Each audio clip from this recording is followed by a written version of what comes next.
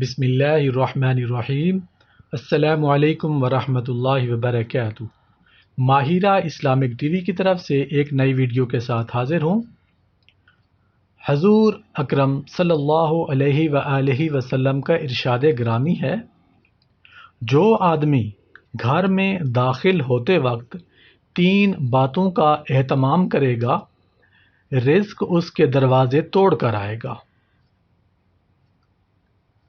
السلام علیکم ورحمۃ اللہ کہا کرو، خواہ سامنے کوئی موجود ہو یا نہ ہو۔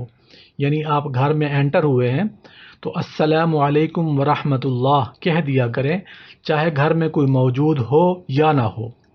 اس کے بعد ایک مرتبہ سورہ اخلاص پڑھا کریں۔ سورہ اخلاص یعنی قل هو اللہ احد۔ پھر مجھ پر ایک مرتبہ درود بھیجے، یعنی آپ جب گھر میں داخل ہوں تو السلام علیکم ورحمۃ اللہ کہہ دیا کریں، پھر سورہ اخلاص پڑھ لیا کریں۔ اس کے بعد رسول اللہ صلی اللہ علیہ وآلہ وسلم پر درود پاک پڑھا کریں۔ درود پاک یہ ہے، صلی اللہ علی حبیبہ محمد وآلہ واصحابہ وسلم۔